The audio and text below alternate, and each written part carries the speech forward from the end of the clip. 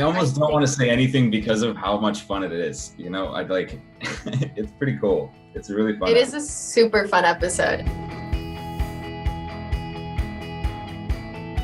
So with Salvatore the musical, Lizzie really takes initiative in the casting process. So she has some engineering involved in that, and she ends up playing Caroline Forbes, her surrogate mother. But that actually has an unexpected impact on Lizzie because she looks more deeply into her mom's life and sort of compares herself to where her mom was when we met Caroline in the Vampire Diaries and sees how different they are. And that sort of brings up some unseen emotions inside of her. They let me play Elena Gilbert in the musical episode, which was like a huge thing. When I read that in the script, I was like, no. I kind of take a step back in the episode. That's not really Hope's thing whatsoever. And Landon wants to be very involved in it. And I think that kind of creates a little bit of a rift between them. So yeah, Hope's just in her own little world the whole episode. Landon's dealing with a lot. One of the major things that he's been dealing with is his relationship with Hope, and this new guidance counselor named Buck shows up and he tries to help. And he encourages Landon, who's got a history with music, to write this musical that they need for the accreditation board that they're eventually going to use for the Salvatore School to gain credibility, yada, yada. But he basically writes and directs the musical, does all the research about the Mystic Falls history and everything, and then obviously gets to the sensitive subject of the Michelson family, who are inevitably going to end up in the musical, and it's a little close to home.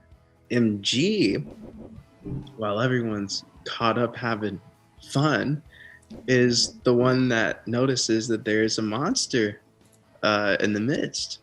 And so while everyone is in the play, MG is trying to crack the case on where this monster is and how to save the day. Salvatore the musical, I'm in love with it. It's so well written. The music is catchy. Hello Brother is definitely my favorite song. With Chris and Ben, they do an incredible job. Both of their voices are beautiful. The best scene in the show, in the episode, is me and this guy. So I'm Damon. And I'm playing Stefan Salvatore. And they wrote an amazing duet for us entitled Hello Brother. Damon, what are you doing here? I just missed you.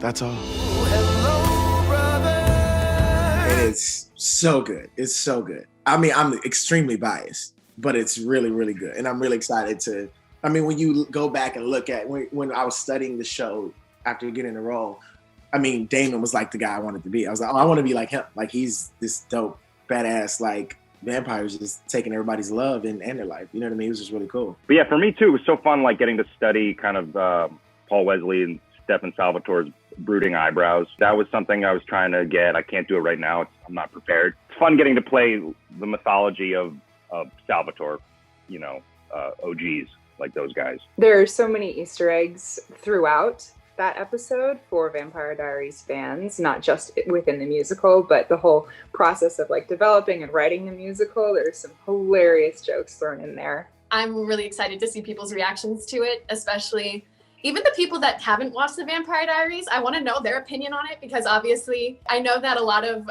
the actors that played the prior characters did a lot of research and kind of emulating certain quirks of the other actors. So I think it's going to be interesting to see how everybody reacts to it. I want to see the Vampire Diaries cast react to it. Yeah.